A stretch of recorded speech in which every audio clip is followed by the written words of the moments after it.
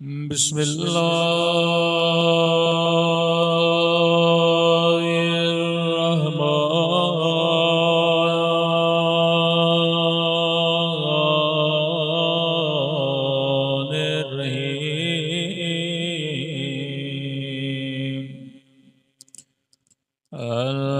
अल्हम्दुलिल्लाहि रब्बिल आलमीन।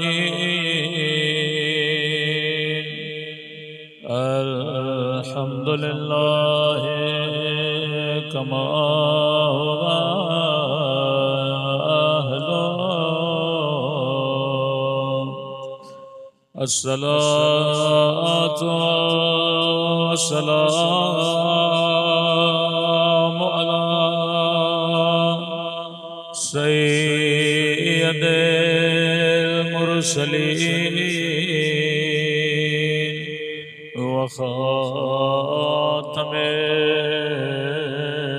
नबिय्यीन अबिल क़ासिम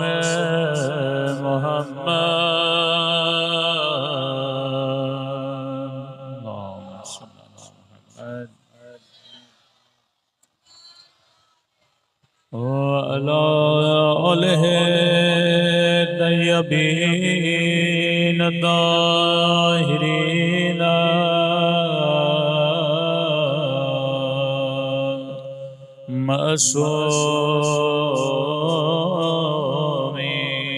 मअसूमीन। सब मिलके दुआ इमाम ज़मा।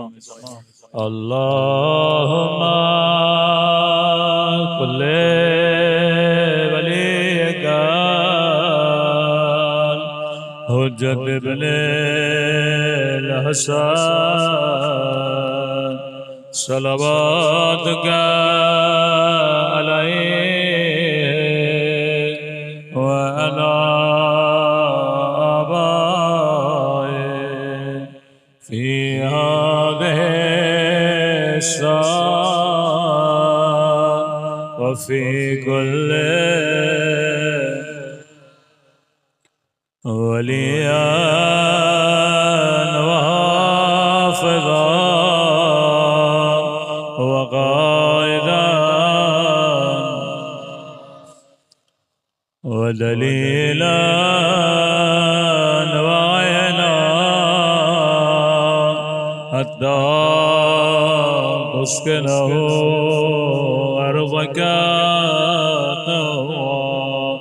वतुमत्तअ फ़ीहा तवीला बिरहमतिक या अरहमर राहिमीन। सलवात पढ़े मोहम्मद।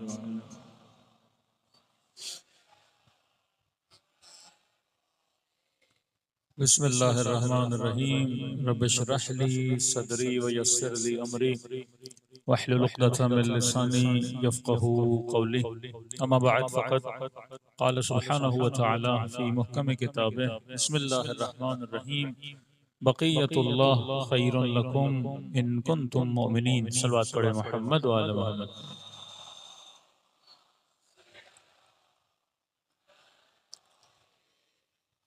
दुआ है परवरदिगार आलम हम सब की इबादतों को अपनी बारगाह में कबूल फरमाए और जो मकसद ज़िंदगी लेकर ये मजालिस रखी जाती हैं खुदा उन मकासद में भी हम सबको कामयाबियाँ कामरानियाँ नसीब फरमा दे।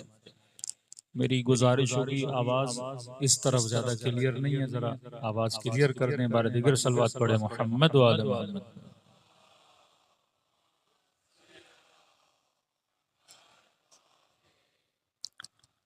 कुरान मजीद की बहुत प्यारी आयत जिसमें परवरदिगार आलम मोमिनों को एक इनाम भी दे रहा है उनके ईमान की वजह से। फरमाया बक़ियतुल्लाह खैरुन लकुम, एक वजूद है जिसे खुदा ने आज तक बाकी रखा। फरमाया वजूद तुम्हारे लिए बाइसे खैर है, बाइसे बरकत है। अब ये किसका वजूद है तो तमाम तर शिया मुफस्सिर अपनी तफसीरों में लिखते हैं ये किसी और का वजूद नहीं ये वजूद वजूद मुबारक है इमाम ज़माना अज्जलल्लाहु तआला फरजहु शरीफ।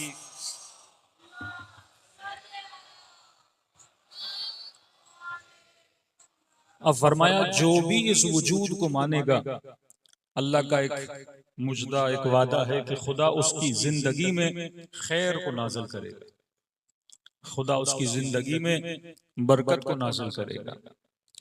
आज वाकईन जिंदगियों को जब देखा जाता है तो हमें कैसे पता लगे कि इसकी जिंदगी में खैर है, इसकी जिंदगी में खैर नहीं है। आज हमारी नस्लें जब मुआशरों को देखती हैं तो वाकईन ये फर्क खत्म हो गया कि जनाब क़ूलू ला इलाहा इल्लल्लाह तुफ्लिहू, कहो ला इलाहा इल्लल्लाह तो क्या हो जाओगे, कामयाब हो जाओगे। तो आज का जवान, आज का बच्चा देखता है कि जनाब 22 करोड़ का मुल्क, सारे ला इलाहा इल्लल्लाह कहने वाले, लेकिन जिंदगियों में फलाह नहीं है, जिंदगियों में वो कामयाबी नहीं है। जब मस्जिद के मनारों से अजान की आवाज सुने कि हय्या अला सलाह, हय्या अला सलाह, हय्या अलल फलाह, आओ कामयाबी की तरफ, और मस्जिद में आए, नमाज पढ़े, लेकिन जिंदगी कामयाब ना हो, ला इलाहा इल्लल्लाह कहे पर जिंदगी कामयाब ना हो, इमाम ज़माना को माने पर जिंदगी में खैर न हो, तो फिर अल्लाह के वादों का क्या होगा कि खुदा कहे जिसने इस वजूद को माना उसकी जिंदगी में खैर है, जिसने ला इलाहा इल्लल्लाह कहा उसकी जिंदगी में क्या है, कामयाबी है। हय्या अलल फलाह, नमाज की तरफ आओ, ये राह कौन सी राह है, कामयाबी की राह है। फिर ये बच्चा टीवी देखे, यूट्यूब देखे, सोशल मीडिया देखे, करे कामयाब तो और हैं जो ला इलाहा इल्लल्लाह तो क्या अल्लाह के वजूद को नहीं मानते।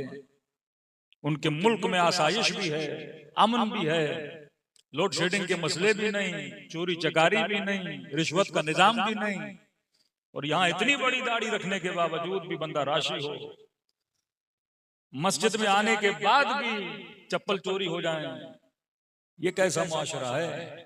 हाँ? तो एक तरफ जब हम किसी वजूद को मानते हैं तो फर्क तो नजर आना चाहिए ना, कि अगर कोई अमीरुल मोमिनीन को मानता है, पहला इमाम, दूसरा नहीं मानता, भाई इन दोनों की जिंदगियों में फर्क क्या है।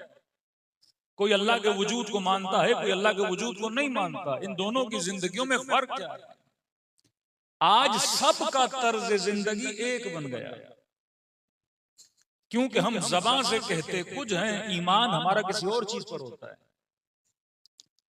काफर भी हो तो ईमान एक चीज पर है, मुसलमान भी हो तो ईमान एक चीज पर है।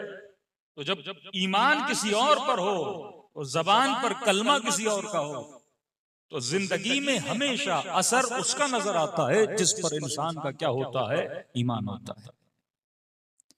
अब पहला सवाल, ये जवान जिसे कामयाबी समझता है, क्या वो कामयाबी है कि नहीं? खुदा जिसे कामयाबी समझता है, क्या वो कामयाबी क्या है? असलन जब हम दुआएं करते हैं खुदा मेरे रिज्क में इजाफा फरमा, तो मेरे जहन में कौन सा रिज्क होता है? जब ज़ियारत आशूरा पढ़ते हैं तो कहते अल्लाहुम्मा अर्ज़ुक़निल बराअ, ऐ खुदा मुझे रिज्क दे। किसका रिज्क दे? बराअत का रिज्क दे। अल्लाहुम्मा जअलनी महयाया महया मुहम्मदिन व आले मुहम्मद, ऐ खुदा मुझे जिंदगी चाहिए। कैसी जिंदगी? फरमा जैसी मोहम्मद और आले मोहम्मद की जिंदगी थी। अगला जुमला व ममाती ममात मोहम्मद व आले मोहम्मद, है खुदा मुझे मौत भी ऐसी देना। मतलब मेरा जीना मेरा जाना दोनों किसकी तरह हो? मोहम्मद और आले मोहम्मद की तरह हो। अब मैं दुआ तो कर रहा हूं, लेकिन सवाल यह है क्या उस तरह जीने की कोशिश भी कर रहा हूं कि नहीं? जब कहता हूं अल्लाहुम्मा जअलनी महयाया महया मोहम्मद व आले मोहम्मद, मुझे हयात मोहम्मद अता कर, हयात अली इब्न अबी तालिब अता कर, तो क्या अली की हयात जैसी जिंदगी जीने की कोशिश भी कर रहा हूं कि नहीं? या मैंने दीन का खुलासा कर दिया नमाज में?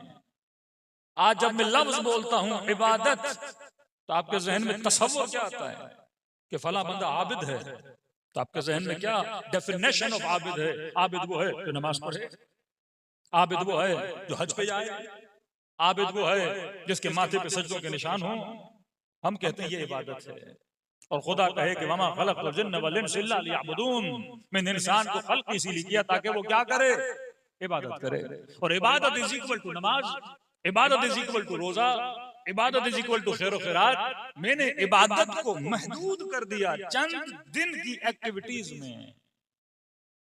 तभी वो इबादत खवारिज भी कर रहे थे, लश्कर यजीद वाले भी कर रहे थे कि इमाम हुसैन अपनी पूरी रात मौला ने मोहलत मांगी कि एक रात मोहलत दो, मैं तस्बीह खुदा करूंगा। तो सूरह आले इमरान की 177 और 178 आयत की बड़ी शदीद तरीके से मौला विर्द कर रहे थे कि शिमर चीख उठा कि हुसैन इतनी बार इस आयत को क्यों पढ़ रहे हो। तो आयत ये थी कि खुदा कुफार को ये कहता है, बनी इस्राइल के लिए है कि तुम ये समझते हो कि खुदा तुझे जो जिंदगी लंबी दे रहा है ये अल्लाह की तरफ से रहमत है। कोई इंसान ये समझे मुझे माल ज्यादा मिला तो ये रहमत, जिंदगी ज्यादा मिली तुम्हारा, अल्लाह कहता है ये रहमत नहीं, ये मोहलत है। और ये मोहलत कभी अजाब भी बन जाती है कि सद्दाम जितना लंबा जीता वो अजाब था उसके लिए, यजीद जितना लंबा जिए अजाब है इसके लिए। ऐ शिमर अगर तुझे मौत नहीं आ रही, पूरी शबे आशूर तू जिंदा है, हुसैन के सीने पर भी सवार है, ये तुझे मोहलत दी जा रही है। और ये मोहलत तेरे लिए क्या बन रही है? अजाब बन रही है। ये रहमत नहीं है, ये अजाब है, क्योंकि तू उस मोहलत से फायदा नहीं ले रहा, क्योंकि उस मोहलत से इबरत नहीं ले रहा। तो हमारे जहनों में जो तसव्वुरात हैं वो तसव्वुरात गलत हैं। हमने इबादत का तसव्वुर बनाया सिर्फ नमाज पढ़ना। फला बंदा आबिद है क्योंकि नमाज पढ़ता था, फला बंदा आबिद है क्योंकि हज पे जा चुका है, फला बंदा आबिद है क्योंकि तरतीब से रोजे रखता है। अब यहाँ नमाज पढ़ के दुकान पर उसका अमल कैसा था हमने इसको देखा ही नहीं, या नमाज पढ़ के उसके लोगों के साथ मामलात कैसे थे हमने देखा ही नहीं। अच्छा जनाब, अगर हमने आपकी तारीफ और आपकी डेफिनेशन मान ली कि इबादत इज इक्वल टू नमाज, रोजा, हज और ज़कात, तो मुझे ये बताइए 24 घंटे में कितनी इबादत करते हैं हम? मुश्किल से 17 मिनट की नमाज, साल में एक हज, चलो एक आधी ज़ियारत। तो खुदा ने तो कहा जिंदगी का मकसद ही इबादत है। मतलब मेरे 24 घंटे किसमें गुजरे हैं? इबादत में गुजरे। अब आओ प्रैक्टिकली क्या पॉसिबल है कि बंदा 24 घंटा मुसल्ले पे बैठे? पॉसिबल है बंदा 24 घंटा नमाज पढ़ता रहे? पॉसिबल है कि बंदा 24 घंटा अल्लाह का जिक्र करता रहे? तो जनाब अगर 24 घंटा मस्जिद में बैठ गया तो बच्चों के लिए कमाने कौन जाएगा? 24 घंटा जिक्र खुदा करता रहा तो जॉब पे कौन जाएगा? कारोबार कौन करेगा? तो जब आपके लिए पॉसिबल नहीं है तो खुदा भी ऐसी नहीं कर सकता कि जिंदगी का मकसद इबादत है। अब सवाल यह है कि मैं जिसको इबादत समझ रहा हूं वो इबादत और है, खुदा जिसे इबादत समझ रहा है वो इबादत और है। अगर इबादत को समझ जाओ तो रातों को सलमान का सोना भी इबादत बन जाता है। फिर नबी की वो हदीस शैख़ फी अयालिह का नबी फी उम्मतिह, फरमाया जो बंदा अपने अहलो अयाल के लिए रिज़्क़ हलाल की तलाश में निकलता है, इस बूढ़े की मिसाल अपने घर वालों के लिए ऐसे है जैसे नबी अपनी उम्मत में तबलीग के लिए बाहर निकला है। अब ये जो रोड के किनारे पे खड़ा होके रेडी लगा के कुछ फ्रूट बेच रहा है, ये इबादत कर रहा है। शायद तेरे मस्जिद में आने से उसकी इबादत क्या हो, अफजल हो। ये पसीना जो बहा रहा है अपने बीवी बच्चों के लिए रिज़्क़ हलाल के लिए क्या कर रहा है? इबादत कर रहा है। सारे नतीजे आपने यहाँ तो नहीं देखने, असल नताइज दुनिया कहाँ मिलते हैं? आखिरत में मिलते हैं। तभी जब एक मजदूर रसूल की खिदमत में आया, मजदूर मतलब घर बनाता था, रास्ते का काम करता था, नबी ने उसे देखा, पसीने से शल था और उसके हाथों के नाखूनों पे मजदूरी कर करके मिट्टी जमा हो गई थी। अजीब प्यारी रिवायत है। फरमाते रसूल ने उसके हाथ को आगे बढ़ाया और उसके नाखूनों पर लगी हुई मिट्टी को उतारा और मुस्तफा ने उस मिट्टी को बोसा दिया और फरमाया कि इसके बदन से जो पसीने के कतरे गिर रहे हैं, ये पसीने के कतरे नहीं, ये तस्बीह इलाही के दाने हैं जो टपक रहे हैं। तस्बीह सिर्फ वो नहीं कि हाथों पे लगी हो और बंदा सुभान अल्लाह कहे, वो भी तस्बीह है कि जब राह खुदा में चलते हो और बदन से पसीना गिर रहा है, ये पसीना तस्बीह इलाही कर रहा है, ये खून तस्बीह इलाही कर रहा है, ये रगों में दौड़ता हुआ लहू तस्बीह इलाही कर रहा है। क्यों कहा कि जब करबला के रास्ते पे चलते हो तो तुम्हारे पांवों की खाक को मलाइका अपने परों से मस करते हैं, क्योंकि ये चलना इबादत है, ये राह इबादत है, ये राह मेहनत है, ये आपको शबीह करबला बना देती है। तो फरमाया जिंदगी और इबादत का मतलब ये नहीं कि बंदा सिर्फ नमाज पढ़े, इबादत एक कंप्लीट तसव्वुर हयात है कि जिंदगी ऐसे गुजारी जाए जैसे रब को पसंद है। फिर सांस अंदर जाए तो इबादत, सांस बाहर भी आए तो इबादत। सलवात पढ़े मोहम्मद वाले मोहम्मद पे।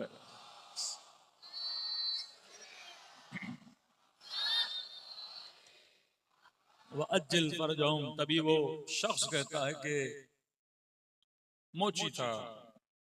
देखिए बड़े बड़े ताजिर, बड़े बड़े लोग, हर बंदे की तमन्ना है कि मुझे इमाम जमाना की क्या हो जाए, ज़ियारत नसीब हो जाए। लेकिन एक मोची आदमी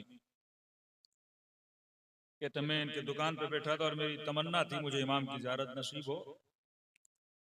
तो कहता मैंने देखा कोई शख्सियत आई इनकी दुकान में और इन्होंने अपना जूता उतार के उस मोची को दिया, कहा कि मेरे जूते पे टाका लगा लें। तो मोची ने कहा आप थोड़ा सब्र कर लें, 2 जूते आपसे पहले कोई देकर गया है, पहले उनका हक है कि मैं टाका लगा, और मैंने उनको वादा दिया कि जनाब इतनी देर में आप आ जाएं, आपके जूते को टाका लग जाएगा। तो इन्होंने कहा मुझे जल्दी, आप जरा मेरे जूते को टाका लगा। इन्होंने कहा ये मैं नहीं कर सकता। आप देख रहे हैं मैं कौन हूं, मेरी शख्सियत को देखें, मैं सैयद हूं। सैयद बुजुर्गवार, आपका एहतराम दिलो जान पर, लेकिन बारी उनकी है, मैंने क्योंकि उनको वादा दिया है, वादा खिलाफी नहीं कर सकता। कहते सैयद मुस्कुराए और आके मेरे साथ बैठ गए। कुछ कलाम इन्होंने मेरे साथ किया और आखिर में उन्होंने जूते को टाका लगाया और ये सैयद बुजुर्गवार चले गए। और इस मोची ने उनकी 10 बोसी की, कदम बोसी की। जब दुकान से निकले तो मोची मेरी तरफ मुतवज्जे हुआ और कहा कि कितने सालों से तुझे तमन्ना थी कि इमाम ज़माना की ज़ियारत हो जाए, अभी इमाम आए भी थे और तूने इमाम को पहचाना भी नहीं। का अजीब बंदे हो, मौला जूता दे रहे और तुमने 2 जूतों से मना कर दिया। का मौला यही देखने आए थे और तुझे बताने आए थे कि मैं अपनी ज़ियारत उसे करवाता हूं जो अपने वादे पे वफा करता है। का खुद मौला ने मुझे बताया कि ये आदत तुम्हारी हमें बड़ी पसंद है, और तुम्हें बतलाने के लिए मौला आए थे कि देखो ज़ियारत उसे करवाई जाती है जो बंदा क्या करे, लिमन ला अहद लह ला दीन लह, जिसका वादा नहीं उसका दीन नहीं है। तो मुसलमान मुसलमान कहलाता है अपनी जबान की वजह से। रसूल हिजरत करके जा रहे हैं, अमानतें कुफार की हैं, अली को मौत के बिस्तर पे सुला के जा रहे हैं कि काफरों को अमानतें क्या करना, वापस करना।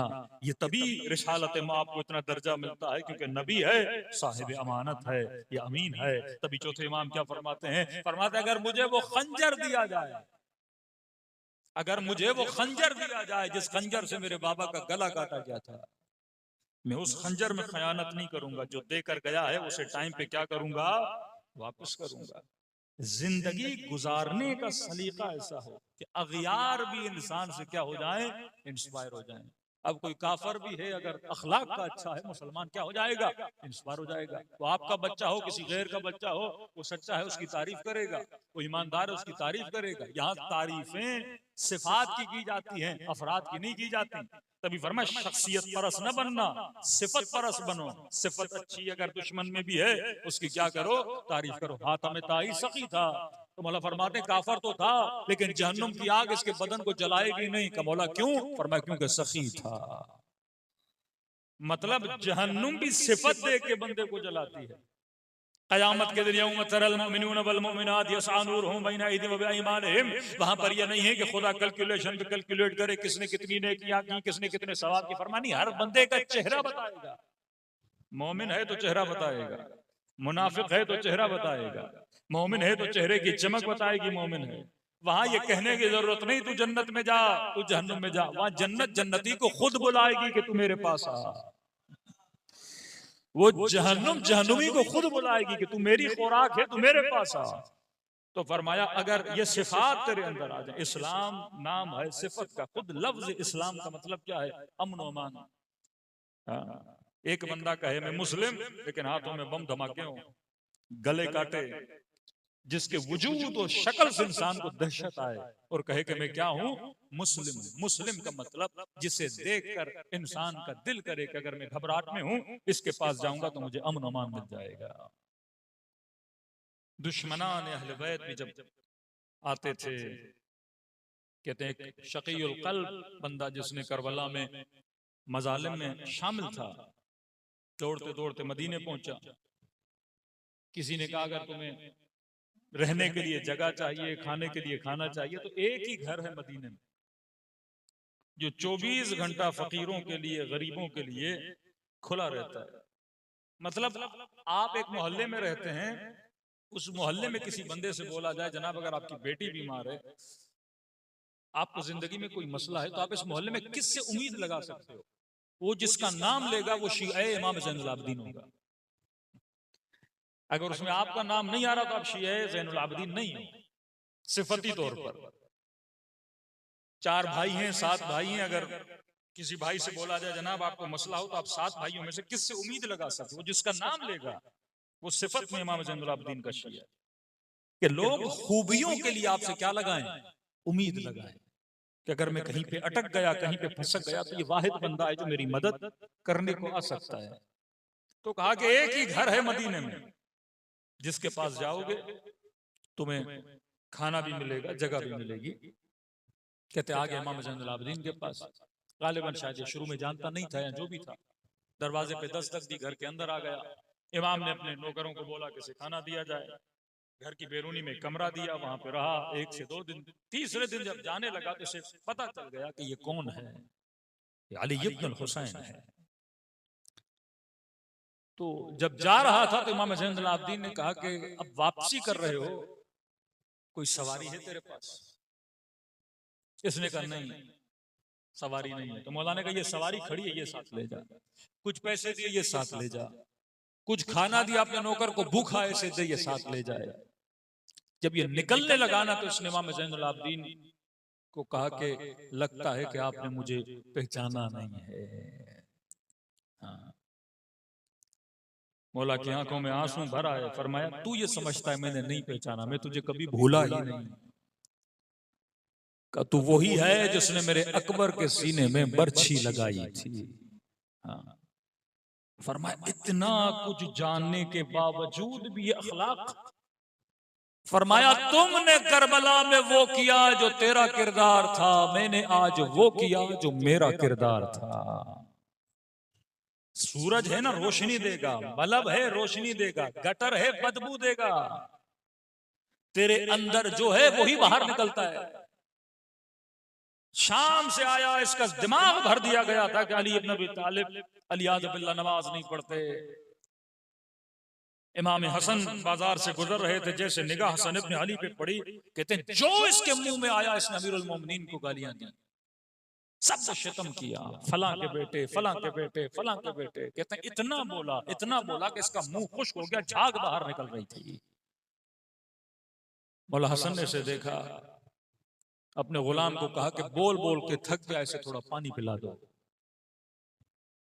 हाँफ रहा था, सांसें उसकी, मतलब इतना गुस्से में था, इसके दिमाग को इतना भर दिया गया था। पानी जब उसने पिया तो इमाम हसन ने फरमाया लगता है मुसाफिर हो, अगर रहने के लिए जगह नहीं तो हसन तुझे घर दें, अगर पैसों के लिए परेशान हो तो तुझे पैसे दूं, अगर सवारी नहीं तो तुझे सवारी दूं। जब इमाम ने ये बातें करना शुरू कर दी तो ताज्जुब से कहते हैं हसन इब्न अली में गालियां दे रहा हूं और तू नेकियां कर रहे हो। का तू जहां से आया है, जिसने तुझे जो सिखाया है तू वो बता रहा है, मैं वो कर रहा हूं जो मुझे बाबा अली ने बताया है। हाँ। कहते फौरन मौला के हाथों को चूमा और फरमाया अगर तरबियत हसन ये है और अली ने ऐसी तरबियत की है तो मैं आपके हाथों पे बेअत करना चाहता हूं। एक अखलाक ने इसे हसन का मुरीद बना दिया। ये दीन है, ये इबादत है। नमाज प्रैक्टिस है। 17 मिनट की प्रैक्टिस तुझे ये सिखाती है कि तुमने 24 घंटे कैसे गुजारने हैं। तभी फरमाइए फलाह बहबूद है। खाना खाना हलाल, नमाज में हराम। पानी पीना हलाल, नमाज में हराम। लेफ्ट एंड राइट देखना हलाल, नमाज में हराम। इब्तदाई नमाज में हम्द पढ़नी है, यासीन पढ़ो हराम, रहमान पढ़ो हराम, बकरा पढ़ो हराम। अल्लाह का कुरान है। परवरदिगारा मैंने अल्लाह अकबर कहा, सुबह की पहली रकत में हम्द पढ़ा, दूसरी रकत में हम्द की जगह पे यासीन पढ़ूं, कल्ब कुरान का हराम है। परवरदिगारा नमाज इशा में सूरह रहमान पढ़ूं, जन्नत का जिक्र का हराम है। अगर मैंने हम्द कहा तो हम्द पढ़नी है। फलसफा क्या है? का देखो दोनों हाथों को उठाते हो, कहते हो अल्लाह अकबर। निगाहें वहां रखो जहां मैं कहूं, हाथ वहां रखो जहां मैं कहूं, खाना खाना हलाल है, लेकिन 2 मिनट के लिए खाना तुझ पे हराम है, पानी तुझ पे हराम है। खुदाया हम की जगह पे यासीन पढ़ूंगा, नहीं हम भी पढ़ोगे। क्या ट्रेन किया जा रहा है, मतलब 17 मिनट ऐसे रहो जैसे मुझे पसंद है। 17 मिनट ज़बान से वो कहो जो मुझे पसंद है। कमर को ऐसे झुकाओ, सर को सजदे में ऐसे डालो, मतलब पूरा बदन की एक्टिविटी, हरकत और सकनात वैसे चले जैसे तुम्हारे रब को पसंद है। अब जब कहते हो अस्सलाम वालेकुम व रहमतुल्लाहि व बरकातहू, मतलब इस बिलीव पर पहुंचो कि अगर तू 2 मिनट रब की मर्जी पे उठ भी सकता है, खड़ा हो भी सकता है, तो 24 घंटा ऐसा क्यों नहीं कर सकता। तो हर बंदा रब को दलील देता है नमाज पढ़ने के बाद, है खुदा जैसा तूने कहा मैंने किया। फिर बाहर निकल के वैसा नहीं करेगा तो अल्लाह क़यामत में पूछेगा ना, जब 2 मिनट कर सका तो बाकी क्यों नहीं किया। जब 2 मिनट तेरे दिमाग ने मुझे एक्सेप्ट किया तो बाकी घंटों में तुम्हारे दिमाग ने मुझे एक्सेप्ट क्यों नहीं किया। तो इबादत का मतलब सिर्फ नमाज नहीं, इबादत का मतलब तर्ज जिंदगी है। अल्लाहुम्मा जअलनी महया या महया मुहम्मदिन व आले मुहम्मद, ऐ खुदा ऐसी जिंदगी नसीब फरमा जैसी तूने मोहम्मद और आले मोहम्मद को नसीब फरमाई। सलवात पढ़े मोहम्मद वाला।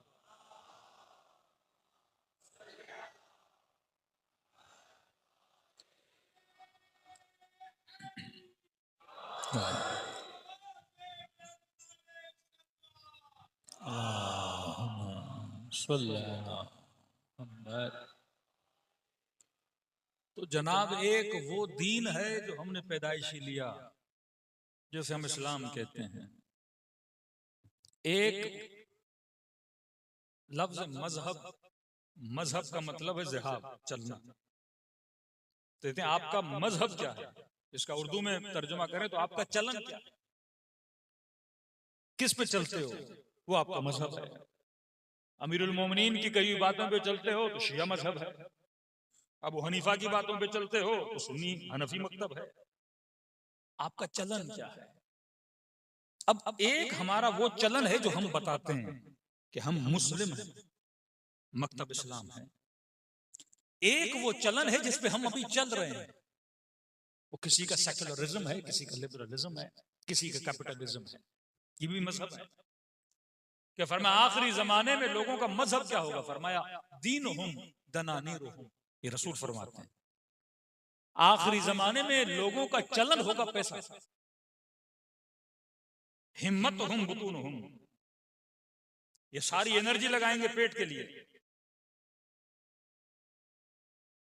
मतलब 4 दिन पहले प्लान करेगा कि मैंने खाना क्या खाना है,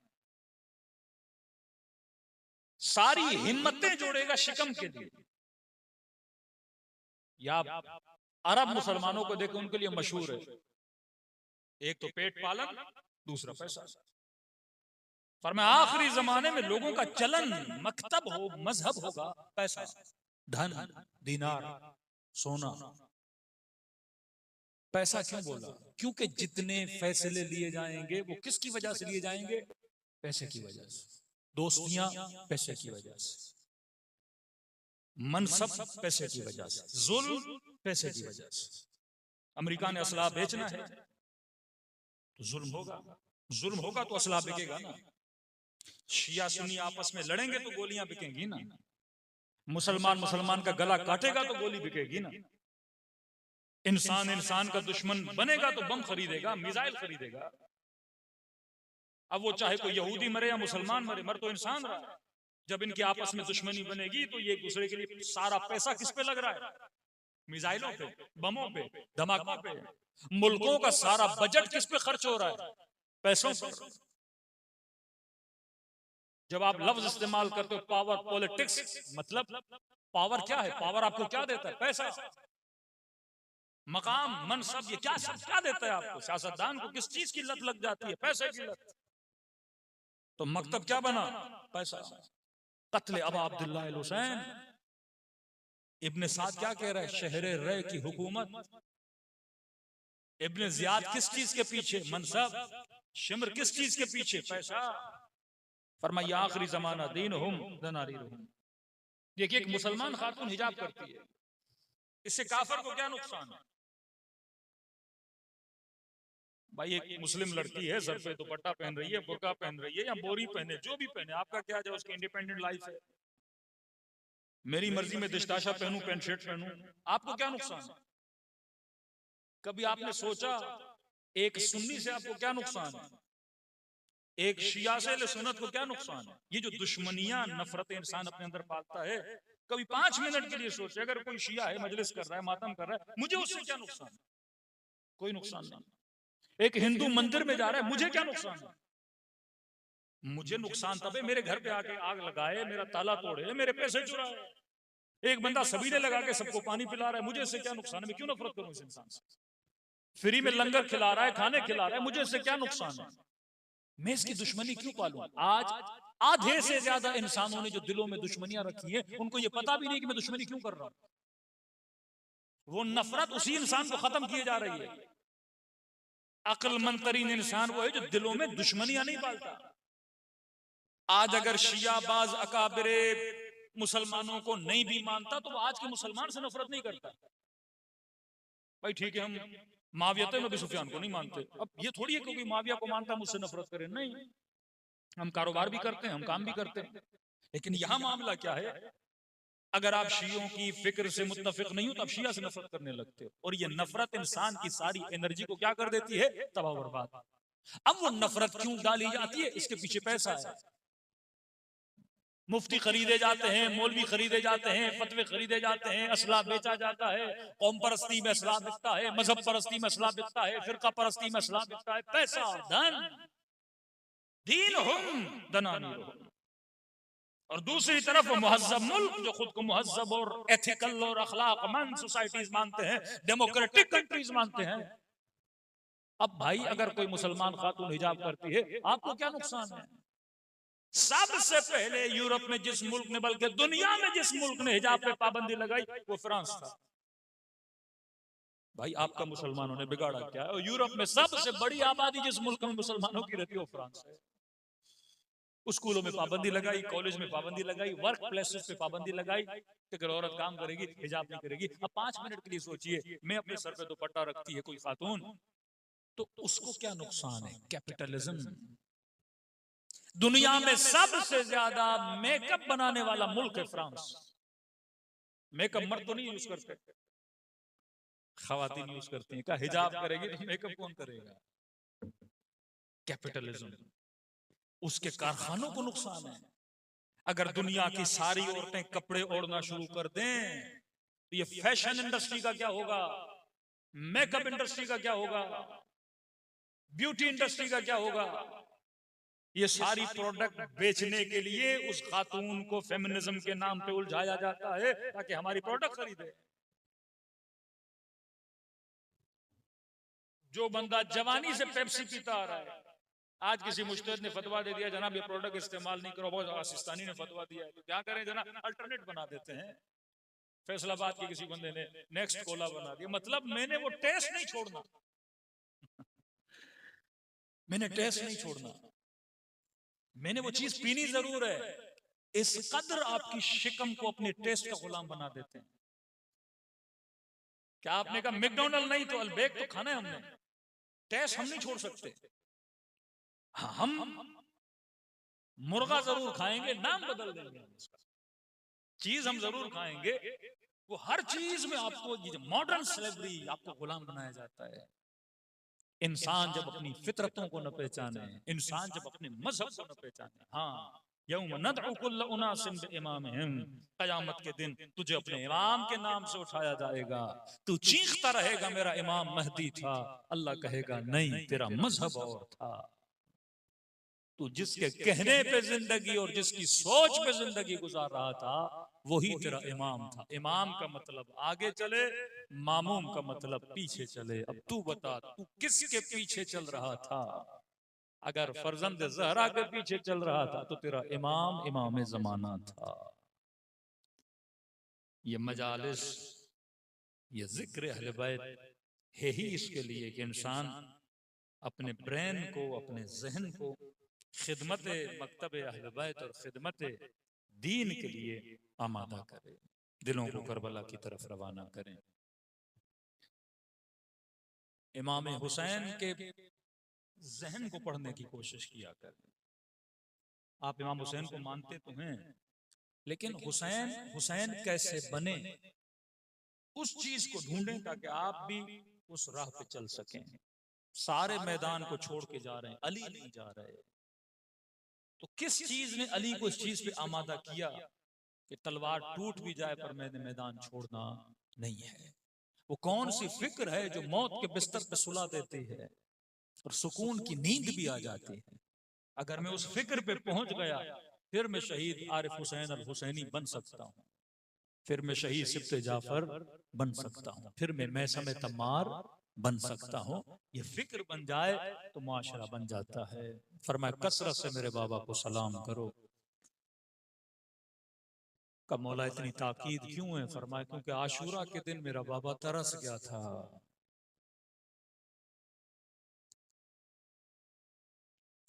देखिए एक छोटा सा आलिम भी होता है ना, छोटा सा आलिम हो, हर बंदा उसके लिए दरवाजा खोले, कोई हाथ चूमे, कोई इल्तमास से दुआ कहे, तो उसको आदत पड़ जाती है अगर मैं किसी इमाम बारगाह में जाऊं तो 4 मोमिनीन आए और मुझे सलाम करें। कोई इमाम हो, उठते बैठते कभी अब्बास आगे, कभी अकबर आगे, कभी औनो मोहम्मद, चचा सलाम, भाई सलाम, आका सलाम, मौला सलाम, अदब अदब, इज्जत इज्जत, एहतराम एहतराम, उफ तक कोई ना बोले इन शख्सियात को। फरमा जब सारे शहीद हो गए तो मेरा बाबा तरस गया था, कोई आकर बोले अस्सलाम अलैका या अबा अब्दुल्लाह। का इतनी तौहीन की मेरे बाबा की, कहते थे ये बागी है, इसे कोई सलाम ना करे। तौहीन इससे ज्यादा कि शिमर अपने जूतों के साथ हुसैन के सीने पे बैठ जाए। मक्तल के जुमले हैं, अश्शिम्र जालिसुन अला सदरिह। आप बोलोगे ना जालिसुन अला कुर्सी, में कुर्सी पे बैठा हूं, फरमाते नहीं, जालिसुन अला सदरिह, मेरे बाबा के सीने पे बैठा था। आखिजुन बिल्लहियते, हाथ में मेरे बाबा की दाढ़ी को पकड़ा हुआ था। फरमा 70 कदमों से ज़ैनब ये मंजर देख रही थी। कैसे बर्दाश्त करे कोई बहन कि मेरे इमाम जमाना के सीने पे कोई लही बैठा है, वो दाढ़ी जैसे लोग चूमे, जिसके कतरों से लोग शफा लें, जिसके कदमों की खाक से चश्मे जारी हों। फरमाया उन्होंने इज्जतों को पामाल करने की कोशिश की। अब जो तू आकर इज्जत हुसैन करता है, उसकी जरी का इतना एहतराम, उससे मनसूब अलम का एहतराम, उससे मनसूब इमाम बारगाह का एहतराम, ये इज्जत हुसैन है। का तू यहाँ इज्जत करता है, खुदा की आवाज आती है अगर मच्छर के पर के बराबर भी तेरी आंख गीली हो जाए। फरमाए सांसों की इतनी इज्जत है, ये जहन्नुम की आग को बुझाने की ताकत रखता है। दिलों को करबला ले जाएं चंद जुमले मुसीबत के, ताकि ज़ियारत सवाब अबा अब्दुल्ला लेकर फर्श अज़ा से उठें। जिसे सलाम आता है मेरे साथ पढ़ें, जिसे नहीं आता नाम हुसैन तो सबको आता है। अपने बच्चों को ये सलाम याद करवाएं ताकि ज़बानें मुअत्तर हों बनाम अबा अब्दुल्ला। अस्सलाम अला हुसैन व अला अली इब्न हुसैन व अला औलाद व अला अस्हाब, सब मिलके अस्सलाम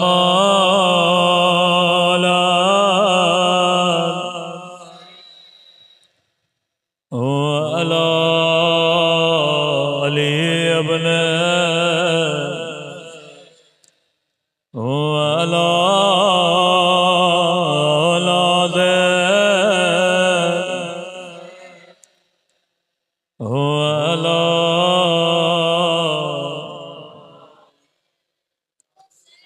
सब मिलके अस्सलाम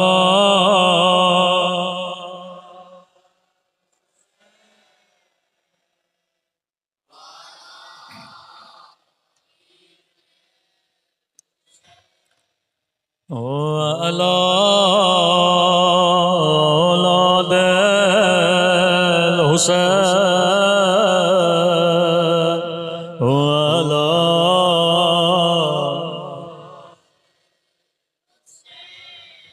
मेरा सलाम हो उस दर्द भरे मंजर पे जब ज़ैनब की नजर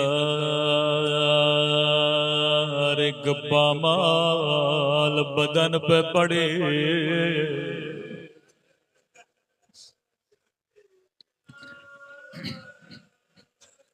मुझे नहीं पता इस बदन की कैफियत क्या थी,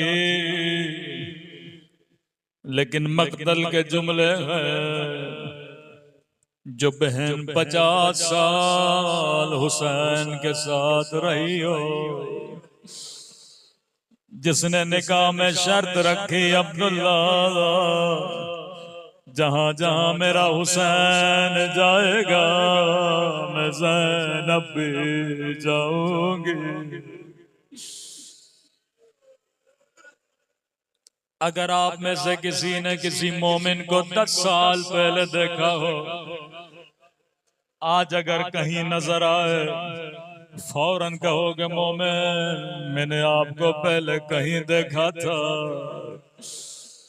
अजब जिस बहन ने 50 साल हुसैन को देखा, मकतल के जुमले गए जब भाई के बदन पे पहुंचे, बड़े ताज्जुब से कहा अंता खैर,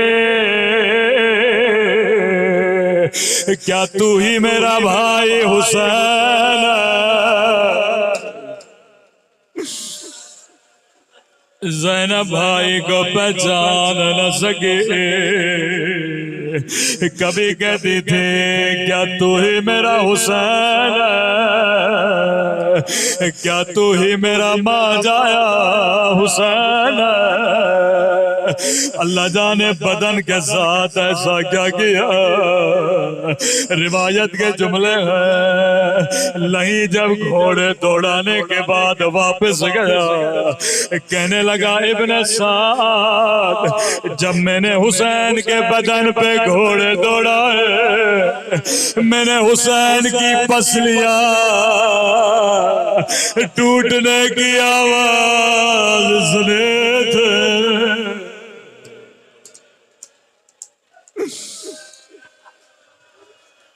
फरमाया बदन बदन न था बल्कि गोश्त का लोथड़ा था।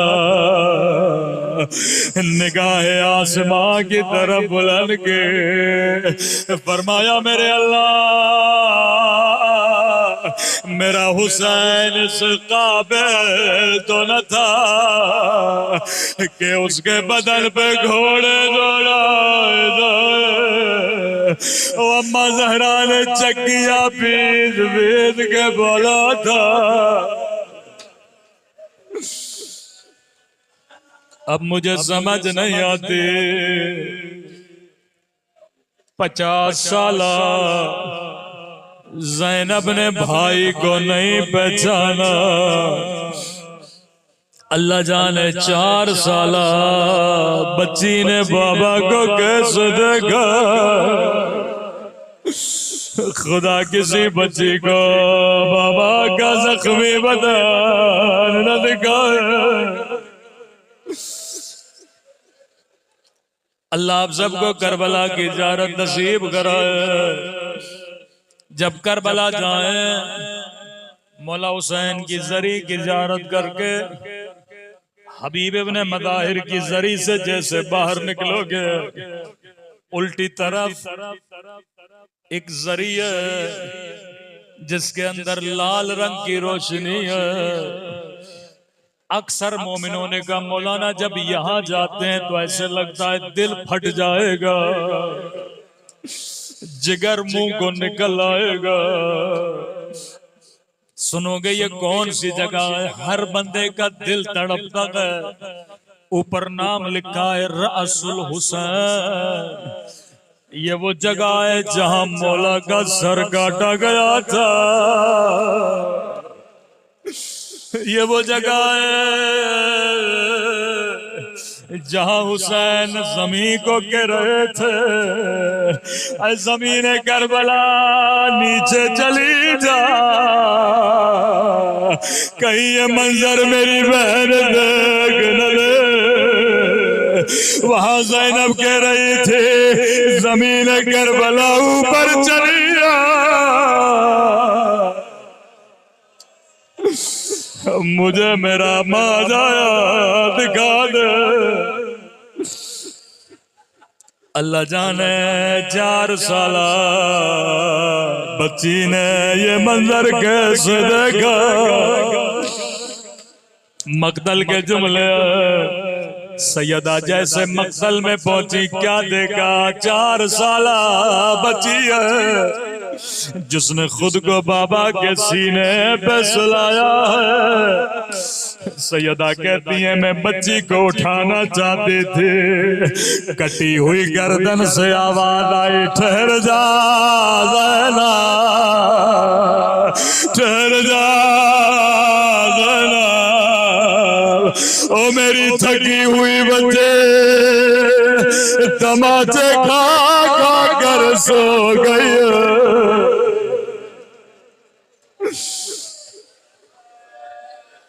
सैयदा बदन के साथ बैठ गए, ज़ारो गद्दार रोने लगे। कहती है जब बच्ची की आंखें खुली, बस इतना पूछा सकीना मैंने भी बाबा को नहीं पहचाना। सकीना बदन 2 चीजों से पहचाना जाता है, या लिबास से पहचाना जाता है या सर से पहचाना जाता है। सकीना बाबा के बदल पे सर नहीं है,